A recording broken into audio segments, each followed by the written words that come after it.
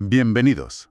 Hoy nos vamos a sumergir en una de esas historias que, bueno, casi parecen grabadas en nuestro ADN cultural. La Vuelta al Mundo en 80 días, de Julio Verne. Publicada en 1872. Exacto. Y no es solo una novela de aventuras, es que es casi un manifiesto sobre una nueva era. Totalmente. Es que Verne escribe en un momento de cambio tecnológico, bueno, sin precedentes. Piensa que se acaba de abrir el canal de Suez en el 69, el ferrocarril transcontinental en Estados Unidos, ese mismo año. El mundo se encoge de repente. De repente el planeta se siente más pequeño, sí, más medible. Y Verne se hace la gran pregunta: ¿se puede domesticar el globo con un horario de trenes y barcos? Y esta novela es, en el fondo, su respuesta.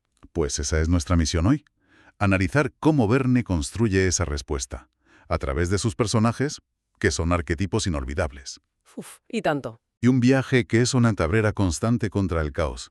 Vamos a desgranar por qué esta historia, casi 150 años después, sigue siendo tan magnética. Pues si te parece, empecemos por el centro de todo, el motor de la historia. Phileas Fogg. Un personaje fascinante. Lo conocemos como un caballero inglés que vive en el corazón del imperio, en Savile Row. Pero, Pero es un completo enigma.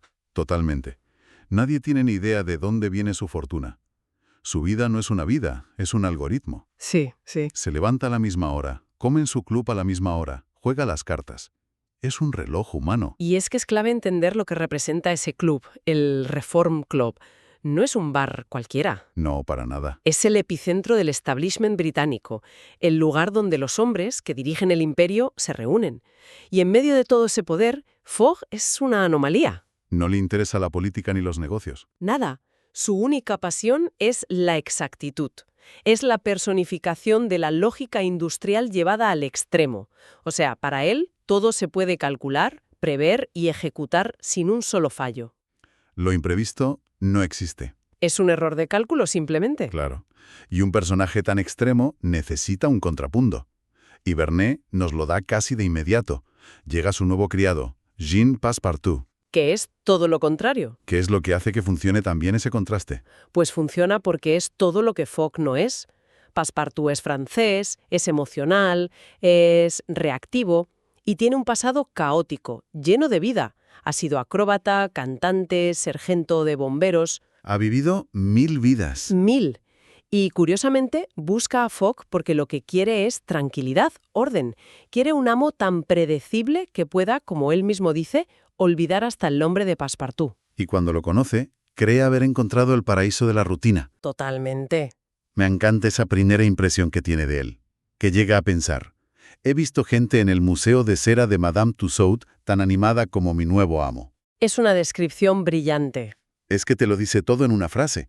Pero claro, esa tranquilidad que busca Passepartout va a durar muy poco. Poquísimo. Porque esa misma tarde en el Reform Club surge la conversación que lo cambia todo. Empiezan hablando de un robo reciente en el Banco de Inglaterra. Y el debate deriva hacia eso, hacia lo fácil que es hoy en día para un ladrón escapar porque el mundo se ha encogido. Y aquí es donde la trama se enciende. Uno de los socios de Fogg lee en el periódico que se puede dar la vuelta al mundo en 3 meses. Un cálculo, una estimación. Y Fogg, con esa calma suya, casi irritante, Sí, sí. simplemente corrige la cifra.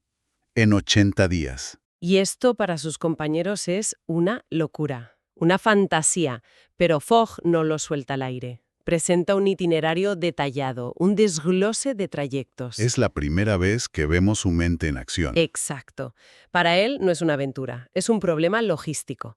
Y claro, ante la incredulidad general, surge la apuesta. Una apuesta que no es ninguna broma. 20.000 libras esterlinas.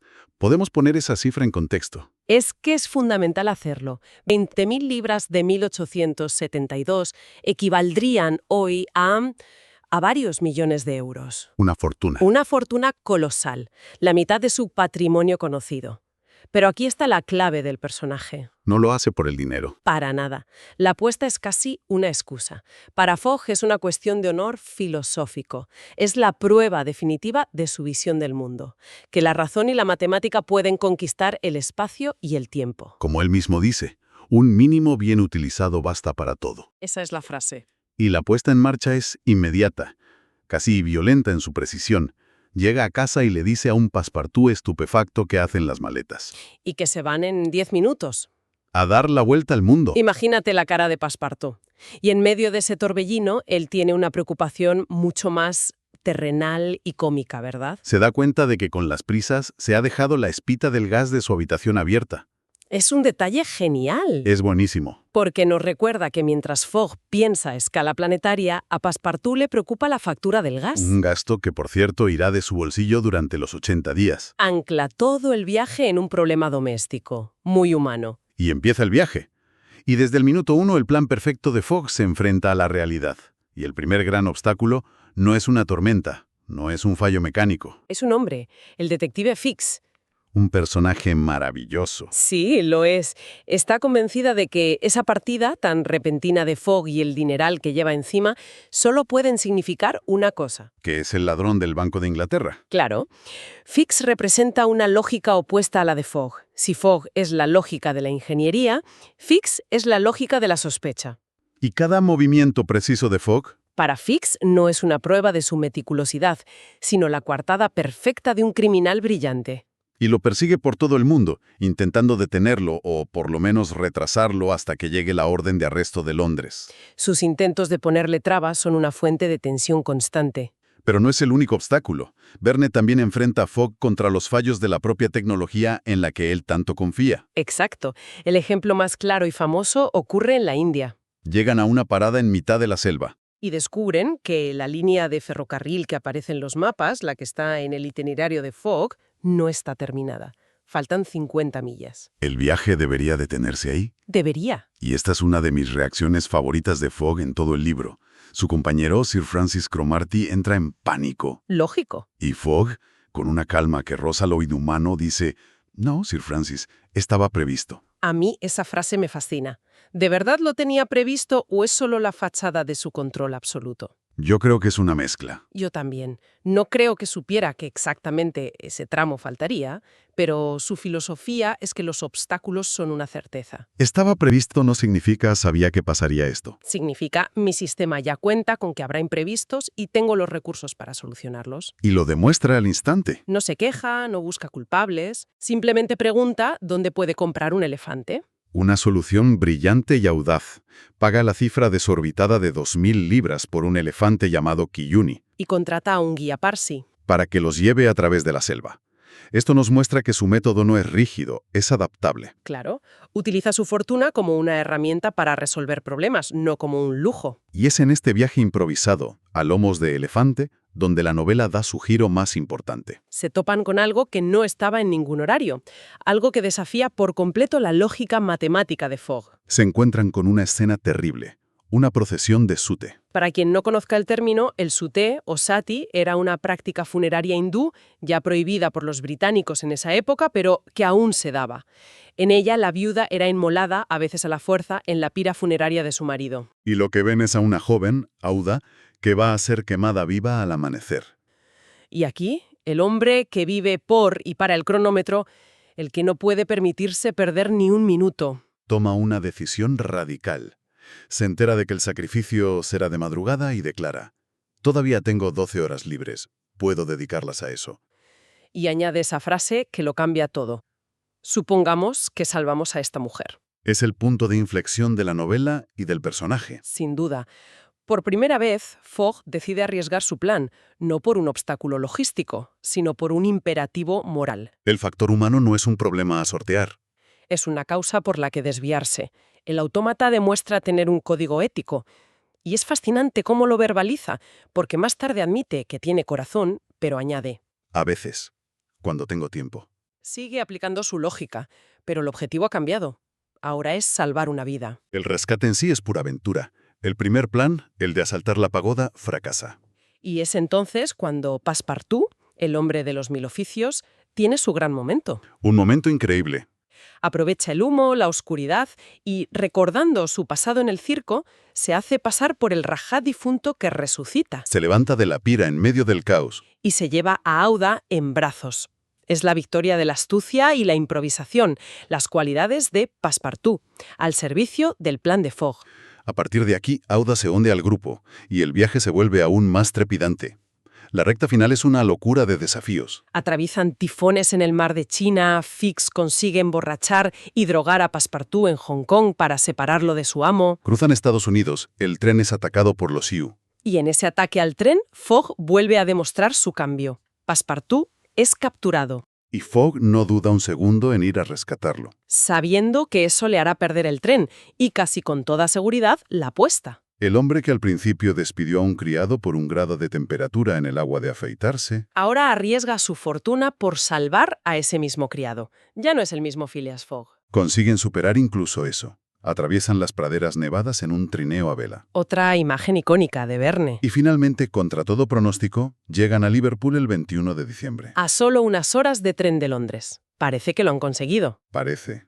Pero Verne guardaba un último golpe de efecto, justo cuando Fogg va a coger el tren a Londres. El detective Fix, que por fin tiene la orden de arresto, lo detiene. Lo mete en la cárcel. La ironía es demoledora. Total, después de vencer a la naturaleza, a las distancias, a los ataques, es derrotado en suelo inglés por un error burocrático. Su sistema, su cálculo perfecto, se desmorona en el último instante por un fallo del propio sistema imperial que él representa. Pasa unas horas cruciales en la celda, hasta que un Fix desolado aparece. Para decirle que ha sido todo un error, que el verdadero ladrón fue capturado hace días. Fogg es libre, pero el tiempo se ha agotado. Fletan un tren especial, corren a Londres. Pero al llegar al Reform Club, el reloj marca las 8:50. Llega 5 minutos tarde. Ha perdido la apuesta, está arruinado. Es un momento de derrota total. Vuelve a su casa, tranquilo en apariencia, pero sabemos que su mundo se ha venido abajo. Y es en ese momento de fracaso cuando consigue una victoria humana. Habla con Auda, ella le confiesa su amor. Y él, el hombre que nunca había mostrado una emoción, le corresponde. Deciden casarse al día siguiente. Y aquí viene el giro final. La genialidad de Verne. El gran truco. Fogg manda a Passepartout a avisar al reverendo para la boda del día siguiente, que creen que es lunes. Pero Passepartout vuelve corriendo, sin aliento, y le grita a su amo que se han equivocado de día. No es domingo, es sábado. El giro es brillante. Al viajar siempre hacia el este, en la misma dirección que la rotación de la Tierra, habían cruzado la línea internacional de cambio de fecha. Y habían ganado un día entero. Las 24 horas que habían perdido en retrasos las habían recuperado sin darse cuenta. Es el triunfo definitivo de la ciencia. La escena final es mítica. Passepartout prácticamente arrastra a Fogg fuera de la casa. Corren al Reform Club. Y Phileas Fogg entra en el salón en el último segundo del plazo, con su calma recuperada. Y pronuncia la famosa frase: «Aquí estoy, señores». Gana la apuesta por un segundo. Recupera su fortuna. Pero la novela termina haciéndonos una pregunta clave. ¿Qué ganó realmente con este viaje? Gastó casi las 20.000 libras del premio en el trayecto, así que económicamente apenas se quedó como estaba. Y el propio Verne nos da la respuesta. Sí, dice que aparentemente no trajo nada de su viaje e inmediatamente se corrige. Que sí trajo. A una mujer encantadora que le hizo el más feliz de los hombres. Exacto. El viaje que comenzó como una demostración matemática sobre la eficiencia se convirtió, sin planearlo, en un viaje de autodescubrimiento. El hombre máquina aprendió a valorar lo imprevisto, lo humano. La mayor ganancia no estaba en el itinerario. Para nada. Es una conclusión muy potente. Y Verne la cierra con una pregunta directa para quien lee. ¿De verdad no harías por menos de eso la vuelta al mundo? Lo que nos deja pensando. Nos deja pensando en la naturaleza de nuestros propios planes. La historia de Fogg es una celebración de la capacidad humana para medir, planificar y conquistar. Con la tecnología y la lógica. Sí, pero al final, Verne nos sugiere que el verdadero premio no está en llegar a la meta a la hora exacta, sino en lo que descubrimos cuando el plan falla. En un mundo como el nuestro, cada vez más optimizado, más calculado. La lección de Fogg parece más relevante que nunca. Quizá la verdadera aventura no consiste en cumplir el horario a la perfección, sino en saber qué hacer con el tiempo que ganamos inesperadamente o con el que perdemos por una causa justa.